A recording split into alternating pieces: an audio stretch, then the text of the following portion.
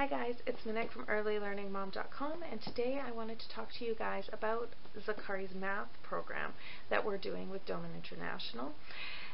Basically, we have been following the Glenn Doman How to Teach Your Baby Math program since Zakari was very little. We started off with Little Reader, Brill Kids Little Reader, and when we did for a reading program. And then we discovered that they had the Little Math program as well, which presents quantity. So there are actual Doman Math cards, and we do own them. I just couldn't find them for this video because we're kind of past that stage.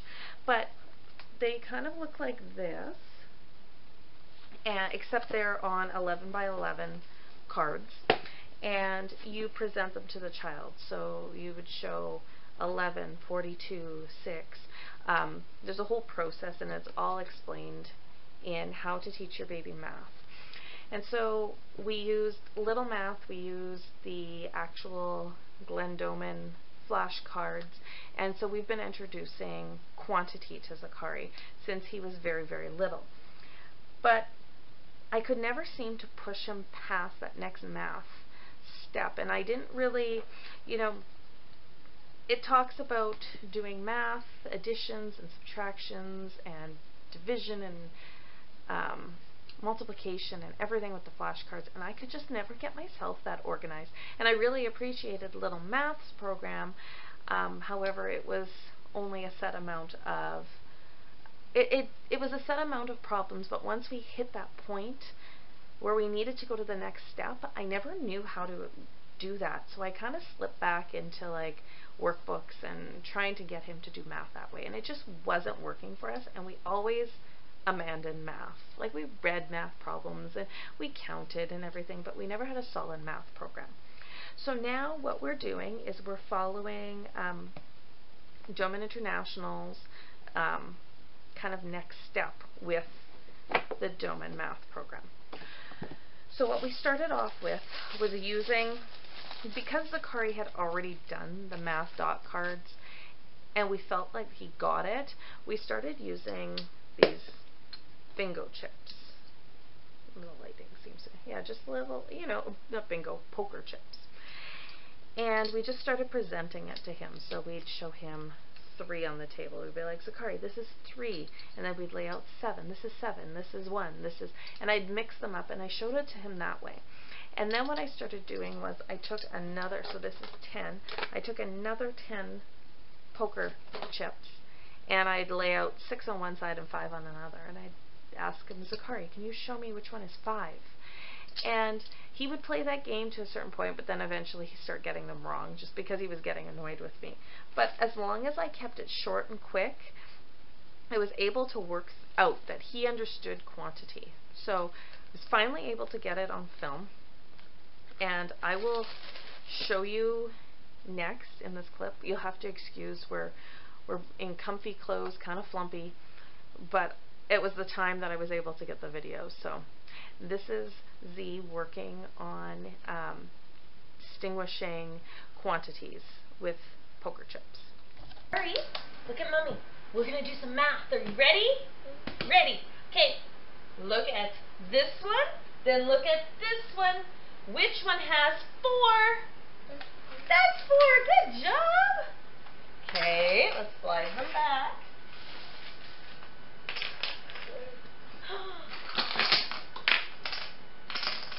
Okay, whoa, come back here. Come back here. What are you finding? Okay, slide back here. Okay, you ready? Look at them, and look at this one. Which one has 10? Ah, good job. Okay, smarty pants. Last one. Which one has 6? Yay! Good job! Double high five! Okay, you can go play. Okay, so now you saw that Z was able to distinguish which pile had which amount of poker chips. And so then we started moving on to simple math flashcards.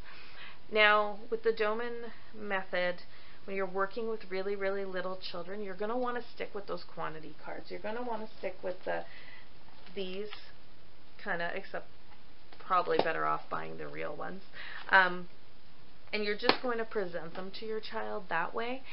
But because Z is older and he already knows numerals, that's what we chose to work with. So basically I present him these flashcards and I'm like, 1 plus 2 equals 3. 1 plus 1 equals 2. 1 plus 4 equals 5. 1 plus 3 equals 4. 1 plus 5 equals 6. And that's it. We presented those 5 cards. And then finally, I will show him the 1 plus 3.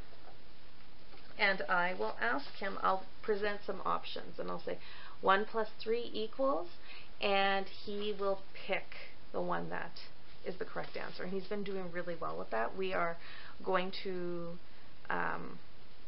go through these next week and see how he does, and then we'll probably introduce another 5, and we'll continue to present these ones to him because it's super important that kids memorize their math facts. And that, Spencer and I were talking when he was explaining this program to us, and basically what the difference between the way the western side of the world learns and the eastern side is in Asia, in India, and those places that tend to have really high math scores later on, like middle school and up, they really spend a lot of time focusing on quantity and rote memorization, and getting those math facts down to the T.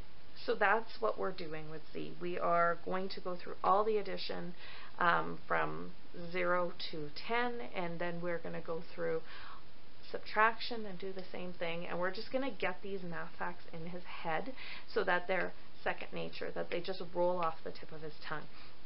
So once we retire these, they'll go in a retired pile, and then we'll add another 5 more, and we'll work through those. And so what's going to happen with these is I'm just going to put a little hole punch at the top, and I'm going to just have them on a ring. And another thing I noticed with Z too, when I'm kind of testing him, I have to give him the options, but sometimes when I go through them, the last one, and I always change which one's last, I'll say 1 plus 5 equals, and before I flip it, I'll pause, and 9 times out of 10 he'll give me the answer.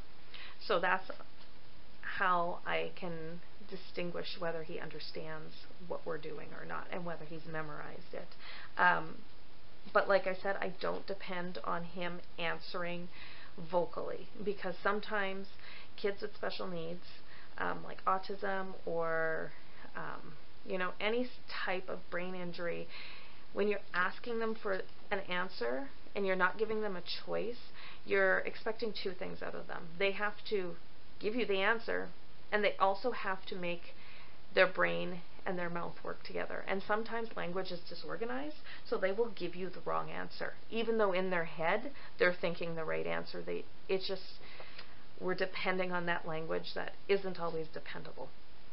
So I always try to give them the option, but I also try to slip in there a way where I pause and he shoots out the answer.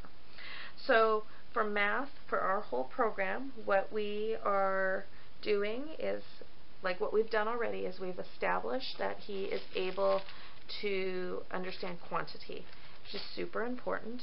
And then we're teaching now basic arithmetic, and then we're creating these little flashcards and we're presenting 5 at a time. We're retiring sets out, we're putting a new 5 sets in, and then eventually we're going to add in some subtractions, and we're doing this 5 times a day. So when we were doing the quantity, we were presenting the bingo or the poker chips 5 times a day. Then when we stopped doing that, we started introducing the little math facts, and we're doing those 5 times a day. And then after that, that is our math program. So 5 times a day sounds like a lot, but you saw me flash through these cards. That's all it is, and then a quick game of 1 or 2, answers, and we're done. So it's like a 3-minute session, 5 times a day. That's 15 minutes for math in grade 2. I know a lot of families that are doing math programs, whether it's Math UC or whether it's, you know, all sorts of touch math or different math programs and different ones we've used in the past that definitely take more than 15 minutes a day, especially for grade 2. So for us, this is a solid program, and we are going to continue to work through it. I see him starting to catch on, and so now I know that this is going to work for us. So that is our Doman Math program. I hope it helps.